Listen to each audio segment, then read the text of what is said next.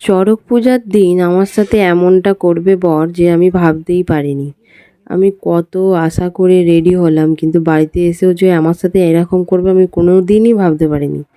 তো চলো আজকের ভিডিওটা দেখতে থাকো। তো যেহেতু চড়ক পুজোর পরের দিন ছিল পয়লা বৈশাখ, তো এখানে আমি পয়লা বৈশাখের জন্য অনলাইন থেকে একটা শাড়ি আর একটা ব্লাউজ কিনেছিলাম। তো সেই শাড়ি ব্লাউজটি দেখো তোমাদের সাথে এখন শেয়ার করছি। দেখো কেমন এসেছে। তো মিশো থেকে অর্ডার দিয়েছিলাম, অনেক দিন থেকে অ্যাড টু কার্ট করে রেখে দিয়েছিলাম পয়লা বৈশাখের দিন পরবো বলে।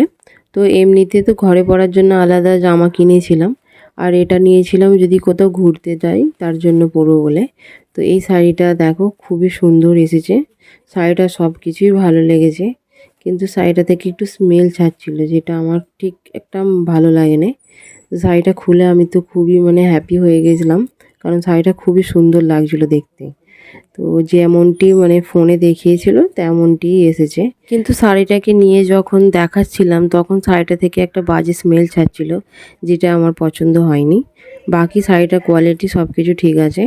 আর একটা ব্লাউজ অর্ডার দিয়েছিলাম, সেই ব্লাউজটা তোমাদেরকে দেখাচ্ছি। দেখো এই রকম ব্লাউজ আমি আগে কোনোদিন পরিনি, তো এবারেই ফার্স্ট টাইম পরবো, তো ওই জন্য অর্ডার দিয়েছি। প্রথম কথা আমার ব্লাউজটা দেখে খুব ভালো লেগে গেছিলো। ব্লাউজটা এত সুন্দর লাগছে যে তোমাদের আমি কি বলবো। তো আমি ওই জন্য অর্ডার দিয়েছিলাম, আর খুব তাড়াতাড়ি চলেও এসেছিলো। পয়লা বৈশাখের দিন পরবো ভেবেছিলাম। এবার সব কিছুই ঠিকঠাক করে নিয়েছি। এবার বর যদি ঘুরতে নিয়ে যাই তবে এই শাড়িটার ব্লাউজটা পরতে পারবো, না হলে আর পরা হবে না। তো এই জন্য আমি কিনেছিলাম এই শাড়িটার ব্লাউজটা। তো সবই ঠিকঠাক ছিল, খালি একটু জাস্ট স্মেল ছাড়ছিল। তো তারপরে বানফোড়া দেখতে যাওয়া বলে আমি এখানে রেডি হতে চলে এসেছি, কারণ বর তখনও বেরোয়নি। আমাকে বলল তুমি রেডি হয়ে নাও। তো আমি তারপর কিছুক্ষণের মধ্যে যাচ্ছি। এবার আমার তো রেডি হতে একটু টাইম লাগে, ওই জন্য আমি রেডি হয়ে নিচ্ছিলাম। তো বানফোড়া দেখতে যাব বলে আমি এই সাদা কালার ফ্রকটা অনলাইন থেকে কিনেছিলাম। মোটামুটি 15-20 দিন আগে আমি কিনে রেখে দিয়েছিলাম যে বানফোড়ার দিন আমি এই সাদা কালার টপটা পরে যাব। তো তার জন্য আমি যথারীতি বার করে নিয়েছি আর রেডি হয়েও নিয়েছি। দেখো ড্রেস এখানে পরে নিয়েছি। ড্রেস পরে আমি এখানে রেডি হতে শুরুও করে দিয়েছি। মোটামুটি বলতে পারো সব কিছুই আমি করে নিয়েছি, খালি বর এলে আমি ওর সাথে বেরোবো।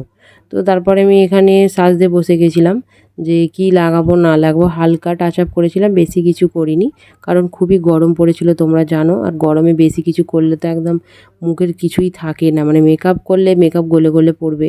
আবার ওখানে অত ভিড় হবে, ভালোই ভিড় হয়, খুব বেশি ভিড় হয়। অত ভিড়েতে আর ঘেমে যাব, তো ঘেমে গেলে তো মুখের অবস্থা কী হবে বুঝতেই পারছো। তো ওই জন্য আমি জামাটা পরে এখানে রেডি হতে শুরু করে দিয়েছি। তারপর মধ্যে বর ফোন করলো, জিজ্ঞাসা করলো যে তুমি কি রেডি হয়ে গেছো, আমি বেরিয়ে পড়েছি, আমি যাচ্ছি। আমি আস্তে আস্তে রেডি হচ্ছি। আমি বলছি হ্যাঁ তুমি আসো, আমার আস্তে করতে রেডি হয়ে যাব আমি। তো এখানে সমস্ত কিছু আমি স্টেপ বাই স্টেপ করে নিচ্ছিলাম, খুবই হ্যাপি ছিলাম। কিন্তু সাডেনলি ও আমাকে এসে এমন কিছু বললো যেটাতে আমার মুডের পুরো 12টা বেজে গেছিলো। মুডটা প্রথমে খারাপ হয়ে গেছিলো। তো দেখো ভিডিওটা বলছি কি বললো। তো এখানে আমি প্রথমে একটু মেখে নিয়েছিলাম, বিবি ক্রিম মেখেছিলাম, কারণ গরম ছিল, বেশি কিছু দিইনি। আর পাউডার, পন্স পাউডার মেখেছিলাম। এখন গরমকালের জন্য আমি মুখেতে একটু পন্স পাউডারটাই মাখছি। তো হাতের কাছে তো তুলো পাইনি, মেকআপ স্পঞ্জ, তো এইটা দিয়েই গামছা দিয়ে আমি পাউডারটা মেখে নিয়েছি। কি করব আর। তো হাতের কাছে গামছা ছিল, ওই জন্য গামছাতে পাউডার ঢেলেছি আর মুখে মেখে নিয়েছি। তো তারপরে আমি যথারীতি যা যা লাগাবার একটু ব্লাশ লাগিয়ে নিয়েছিলাম, তারপরে চোখেতে কাজল লাগিয়ে নিয়েছিলাম, তার লিপস্টিক লাগিয়েছিলাম। তো আর তারপরে চুলটা একটু সেটিং করে নিয়েছিলাম। তো সেটিং করে এবার আমি রেডি হয়ে দাঁড়িয়েছিলাম। তো বর এলেন। বর এসে আমাকে বলছে যে এই জামাটা পরেছো, এই জামাটা ভালো লাগছে না, এই জামাটা পরতে হবে না। আমি বলছি কেন, আমি তো এই জামাটা কিনে রেখেছি অনেক দিন ধরে বানফোড়া দেখতে যাবো বলে। ও বলছে না, এই জামাটা পরে যেতে হবে না, এই জামাটা তুমি যখন কোথাও ঘুরতে যাবে তখন পরবে। তো আমার তো কথাটা শুনে প্রথমে মাথাটা গরম হয়ে গেল। তারপর সন্ধ্যে থেকে যে রেডি হচ্ছিলাম অত হাসি খুশিভাবে মুডের পুরো 12টা বেজে গেল। তো আমি প্রথমে ভাবছিলাম যে ও বলছে বলুক, আমি তো আমার চেঞ্জ করব না, আমি এটা পরেই যাব। তারপরে ভাবলাম যে বলছে সেকালে চেঞ্জ করেই নিই। তো চেঞ্জ করার আগে আমি ওই জামাটা পরে ওই জন্য একটু ভিডিও করে নিয়েছি, কারণ সেই আমাকে চেঞ্জ করতে হবে। আমি ভাবলাম যেকালে বলছে কোথাও ঘুরতে নিয়ে গেলে এই জামাটা পরবো, তো ঠিক আছে থাক, নাহলে অন্যই পরে নিচ্ছি, নাহলে এটা পরে চলে যেতাম।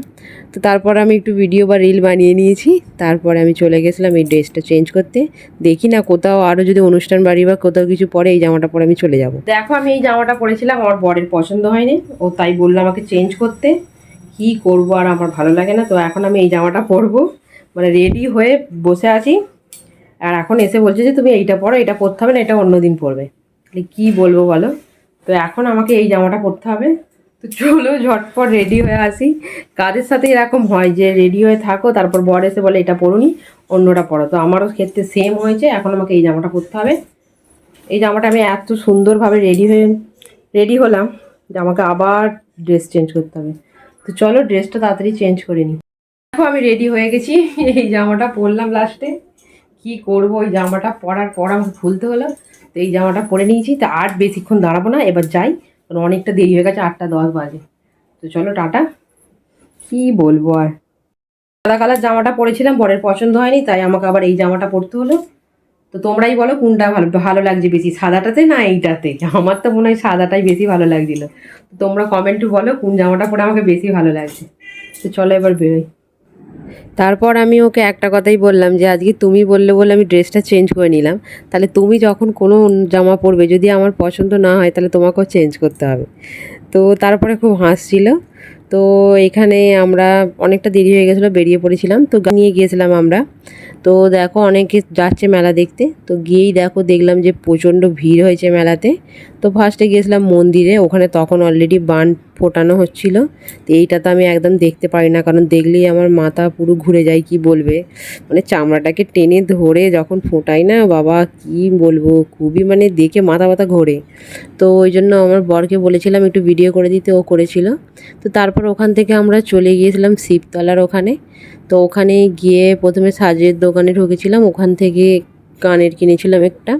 তো কানের কেনার পর এখানে বাবার মন্দিরে বাবাকে দর্শন করে দাঁড়িয়েছিলাম। তো তারপর ওখান থেকে আমরা চলে গেছিলাম পাপড়ি চাটের দোকানে, ওখান থেকে পাপড়ি চাট নিয়ে নিয়েছিলাম। তো নিয়ে এখানে পাপড়ি চাট খাচ্ছিলাম।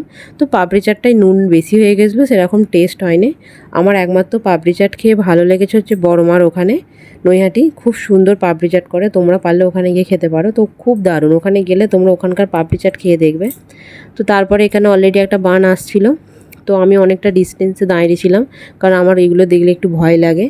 তো আমি এই দেখলাম যে দেখো এই যে পিঠেতে ওইগুলো বেঁধানো থাকে, তারপরে ওইটাকে নিয়ে এরকম নাচতে হয়। আমি খালি ভাবছি কী কষ্টই না হয়। তো দেখছিলাম, আর আগুনের একটা হলকা ওঠে এইখানে। তো আগুনের হলকাটা ভিডিও করতে পারিনি, নেক্সটে যখন বাড়ি যাচ্ছিলাম তোমাদের দেখাবো সেই আগুনের হলকাটা। তো আমি তো দেখে পুরো অবাক, ছোটোবেলা থেকে দেখছি জিনিসটা, কিন্তু জানি না বড়োবেলায় এসে আরও বেশি যেন কীরকমটা ভয় লাগে। তো তারপর আমরা ওখান থেকে পাপড়ি চাট ফুচকা ফুচকা খেয়ে বাড়ি চলে আসছিলাম। তো এইখানে যে বানটার নাম যে আগুনের হলকাটা, এইখানটাই উঠবে, কারণ সেই সময় খুব হাওয়া দিচ্ছিল, তো পাখা দিয়ে মুখের সামনে গার্ড করা হচ্ছিলো, কারণ খুবই কষ্ট হচ্ছিল। তো তারপর আমি একটু ভিডিও ক্লিপ নিয়েছি তোমাদের জন্য, তো তোমরা দেখতে থাকো কীভাবে আগুনের হলকাটা উঠছে।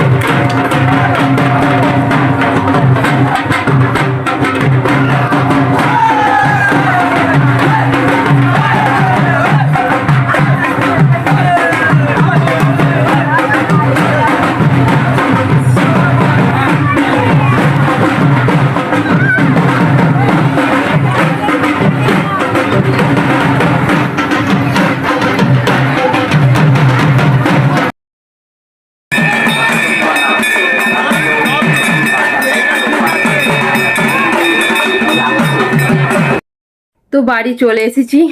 কি গরম কি গরম, খুব গরম হচ্ছে, কি বলবে। বাড়িতে এসে এসি চালাতে একটু শরীরটা যেন ঠান্ডা হলো, প্রচণ্ড গরম। আর চুল খুলে গেছি, আরও গরম হচ্ছে। তো বেশিক্ষণ থাকিনি, তাড়াতাড়ি চলে এসেছি।